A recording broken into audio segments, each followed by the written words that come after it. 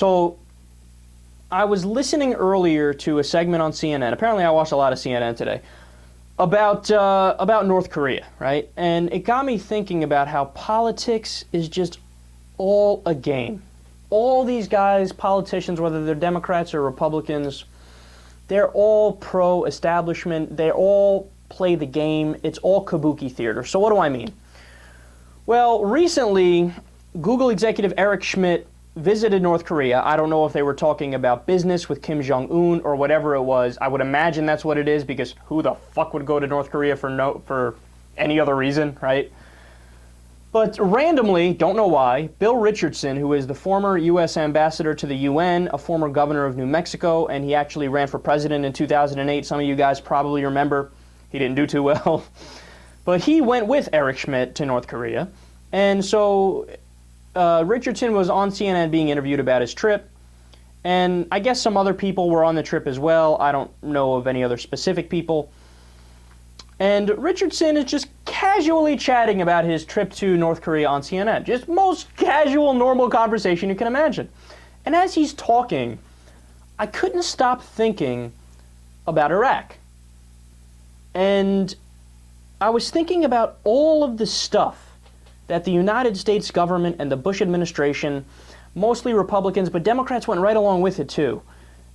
All the stuff that they tried to sell to us to get us into the war, to make public opinion be in favor of the war. They were talking about how Saddam is evil, he's a brutal dictator, and he's such a bad guy. And look, all that stuff was true, right?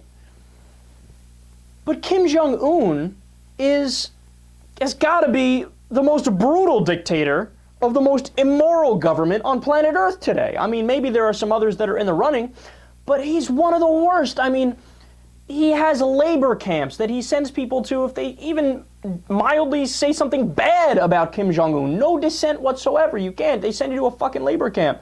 They've killed, the government flat out kills people who they view as traitors. I mean, to say that this guy is immoral doesn't even, I mean, speaks bad of the word immoral. Like, this guy is seriously bad person. And so John McCain apparently was thinking kind of similar to what I was thinking, apparently, about Bill Richardson going to North Korea. So he tweeted something out about he's outraged by Bill Richardson, North Korea, out there. That's so ridiculous. He said something like Lenin called these guys useful idiots or something like that. And so I'm reading it, and I cock my head to the side. I'm like, John McCain is going to say that? John McCain is going to say, okay. So I took out my computer, went to Google, did a little search. Come to find out, John McCain was buddy-buddy with a lot of brutal dictators, including Gaddafi, who just recently got overthrown and killed. He tried to sell weapons to Gaddafi just a couple of years before he was overthrown.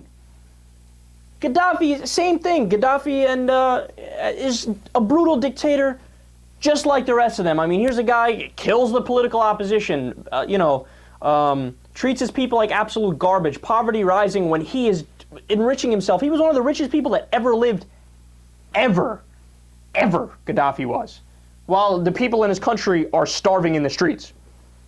So John McCain does a photo op, shakes hands, talks about giving Gaddafi weapons, and he's criticizing Bill Richardson for going to North Korea, and that's when it hit me, man. And I mean, I've known this deep down on some deeper level for a long time now, but there's no denying it, man. Politics is all a game. It's all kabuki theater.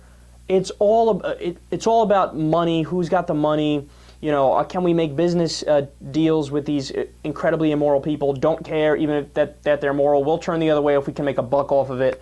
You know, the government is super selective about who we choose to invade for strategic reasons, for our own corporate interests and our governmental interests, and who we cheerlead and talk about how they're great when they're also brutal dictators. I mean, it's amazing, man. It really is. And I mean, I understand. I get it. I get it why your average person, and my father was one of them, they completely turned off to politics. Only, I don't know if he ever voted in any election, because it took him 13 minutes to figure it out, picking up one newspaper. Yeah, they're all full of shit.